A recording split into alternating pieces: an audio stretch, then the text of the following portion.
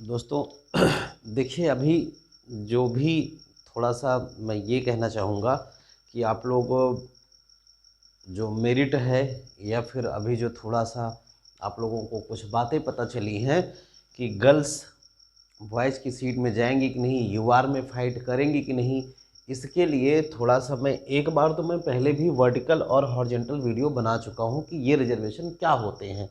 लेकिन फिर से मैं बताना चाह रहा हूँ कि इसको जब हम समझ लेंगे, तो ये जान जाएँगे कि एक्चुअल में होना ऐसे चाहिए। अगर इन केस इसके विपरीत काम होता है, तो इसका मतलब वो कहीं न कहीं कुछ गलत हो रहा है, कुछ उसमें कमियाँ हैं, अगर ऐसा होता है तो।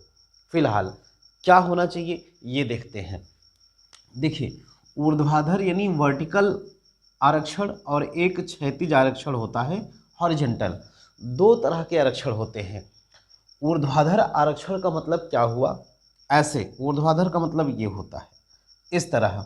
और क्षैतिज का मतलब ये होती है एक लाइन, क्षैतिज, ये एक सीधी लाइन है, धरती जो है वो क्षैतिज में है, ऐसे बराबर में।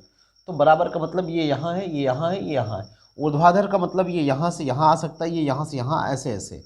तो आप इसको समझिए पहले। सपोज करिए एक लाइन है, यहाँ पे एससी है, यहाँ पे एसटी है, ओबीसी, यहाँ पे जनरल, जिसे आप यूआर कैटेगरी कहते हैं। तो ऊर्ध्वाधर का मतलब ये एक दूसरे में जंप करेंगे, मतलब एससी जनरल में जाएगा, एसटी जनरल में जाएगा, ओबीसी जनरल में जाएगा, ये जंप कर सकते हैं। ये कौन सी होंगी? ऊर्ध्वाधर। जिसमें जंप नहीं किया जा सकता, मतलब अपने ही कैटेगरी में रहना है, वो कौन सा होगा? क्षैतिज आरक्षण। ठीक है। सीटें फिक्स होंगी, किस हिसाब से फिक्स होंगी, वो सारी कुछ पहले से ही सब कुछ बनी बनाई प्लानिंग रखी है, कितना परसेंट कौन जाएगा। तो मैं केवल इतना बताना चाह रहा हूँ कि जो ऊर्ध्वाधर आरक्षण होगा उसमें लोग जंप करके अगले में जा सकते हैं, यानी कि एससी कैंडिडेट यूआर में जा सकता है, एसटी जा सकता है, ओबीसी जा सकता है।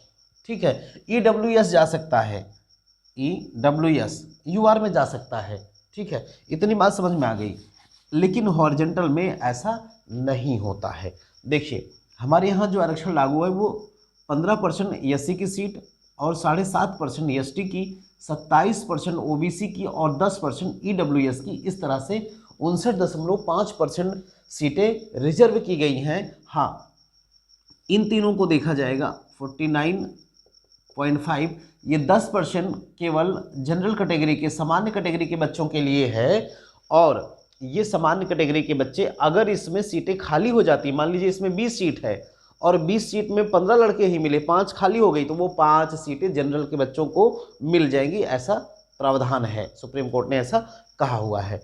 ईडब्ल्यूएस में केवल सामान्य वर्ग के ही बच्चे आएंगे, उन्हीं को ये छूट मिलेगी। ये छूट ओबीसी, एससी, एसटी को नहीं मिलेगी। ये तो नॉर्मल सी एक बात हो गई कि जंप करने वाली बात। तो हमने बताया कि इसमें देखिए, ये सब लोग जा सकते हैं ऊपर। लेकिन ये जो मैंने लिखा हुआ है, वोपेन यानी कि women, ex serviceman, freedom fighter, sport वाले, पीडब्ल्यूडी, पीएच, ये कैंडिडेट जो हैं वो कैसे हैं? ये क्षैतिज आरक्षण में है।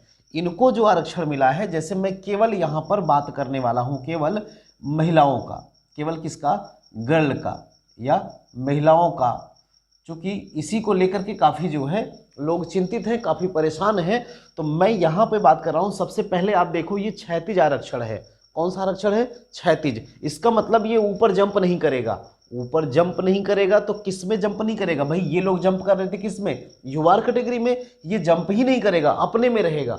अब इसको आप समझो कि एससी की जो भी सीट होंगी, सपोज करिए 100 सीटें हम ले लेते हैं, 100 सीटें ले लेते हैं। टोटल जो सीट है, जैसे आबकारी में कितनी है? 405 सीटें हैं, तो 405 सीटें ही ले लेते हैं। 405 सीटें अगर आप कहते हैं तो इसका 20%, यूपी में कितना? 20% महिलाएं फिक्स की गई कि 20% इनको आरक्षण मिलेगा। अब देखना क्या है कि 20% जो आरक्षण है वो 405 का पूरा, 405 का 20% निकाल लिया, 21 आया। इसको जो बांटा गया है वहाँ पे कैसे बांटा गया है? 203 सीटें यूआर की और 109 सीटें ओबीसी की और 85 सीटें एससी की और 8 सीटें जो हैं वो एसटी की हैं। तो अगर इसको आप ऐड करें तो 8 5 13 और 9 8 17, 3 20, 5 25 और ये हो गया 8 2 10 और 2 1 3 1 4। तो ये 405 सीटें हो गई। अब यूआर, ओबीसी, एससी, एसटी ये 405 सीटें हो गई। इसी 405 में से जो 20% निकला है वो 81 सीटें निकली है। ठीक है, अब वो 81 सीटें आप समझो कि ऐसा है कि ये 81 सीटें यानी कि इनमें से 20% निकलेंगी, इनमें से 20% निकलेंगी, इनमें से 20% निकलेंगी और इनमें से 20% निकलेंगी लड़कियां। अब ये तो हो गया 20-20% हर कैटेगरी की बच्चे।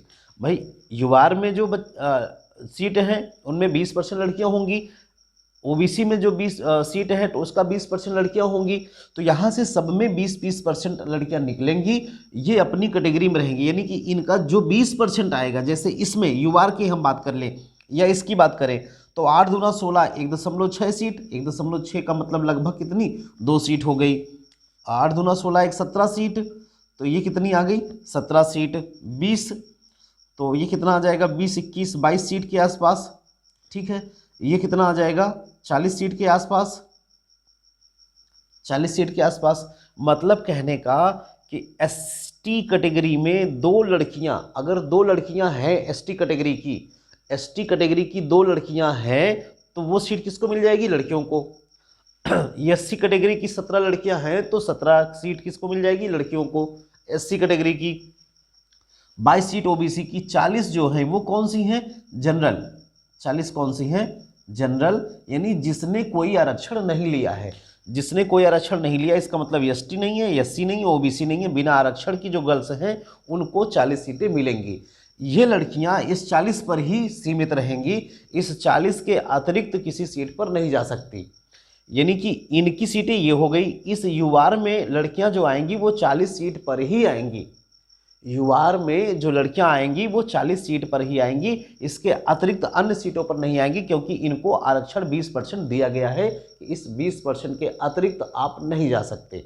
ठीक है, अब एक बात और क्या समझनी है, अगर हम ये बात करें कि जैसे अब लड़कियों की अगर हम कहें कि यहाँ पर जनरल, यहाँ पर ये ओबीसी इतनी इतनी, सबकी संख्या अलग अलग है, तो सबकी संख्या अलग अलग है, तो कहीं कहीं रिजल्ट में ऐसा देखने को मिलता है कि ये जो संख्या 81 है यहाँ पर गर्ल्स को, ओवरऑल गर्ल्स को ले लिया जाता है जितनी भी गर्ल्स हैं, और गर्ल्स में ऊपर मेरिट बना ली जाती है, ऐसे ऐसे ऊपर से मेरिट बना ली जाती है, वो किस कैटेगरी की है ये नहीं देखी जाती। ठीक है, तो ऐसा मेरिट बन जाएगा तो गर्ल्स की एक ही मेरिट बनेगी, तो गर्ल्स की एक मेरिट बनेगी। आपने देखा होगा कि कई जो कटाप बनती हैं, कई जो रिजल्ट आते हैं उसमें गर्ल्स की एक ही मेरिट बनती है। इसका मतलब यही है कि गर्ल्स ऊपर से हाईएस्ट नंबर वाले से लिया गया, जितनी सीटें, जैसे 81 सीटें हैं, पहली लड़की जितना नंबर पाई होगी हाईएस्ट वाला उसको लिया गया, फिर उससे नीचे, फिर उससे नीचे, फिर उससे नीचे, यहां से लेकर के पहले नंबर से 81 लड़कियां ले ली जाएंगी,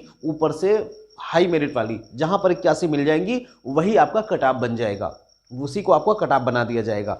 अब एक ही मेरिट आ रही तो इस तरह से आएगी।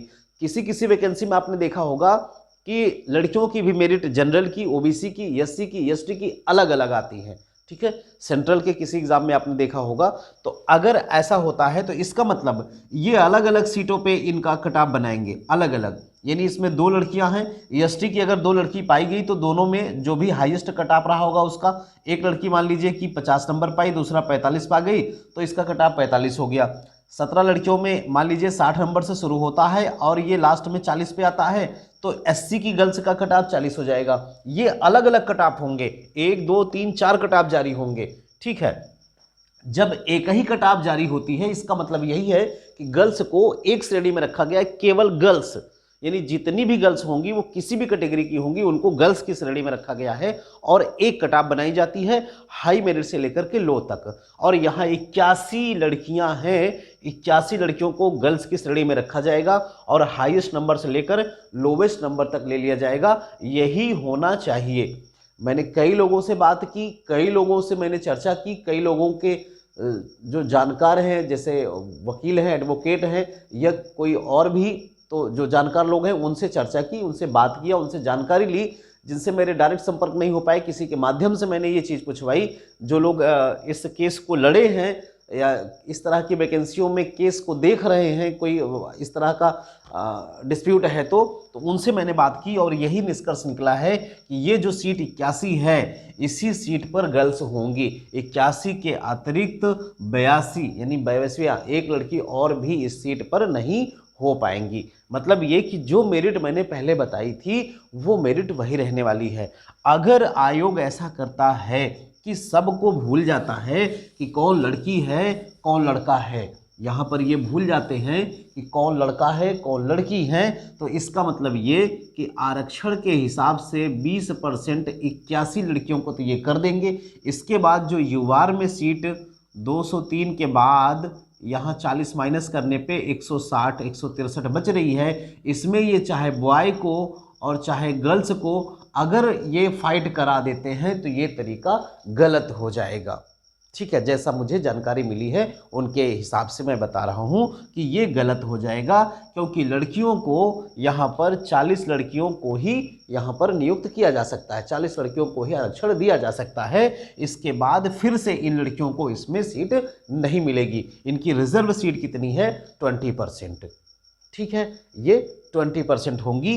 अगर केवल हम यूआर की बात करेंगे तो इसमें जनरल की ही लड़कियां केवल जाएंगी जो छूट नहीं ली हैं। अगर एक ही मेरिट लड़कियों की बनती है तो फिर ये मेरिट ऊपर से लेकर के नीचे तक आ जाएंगे। ठीक है।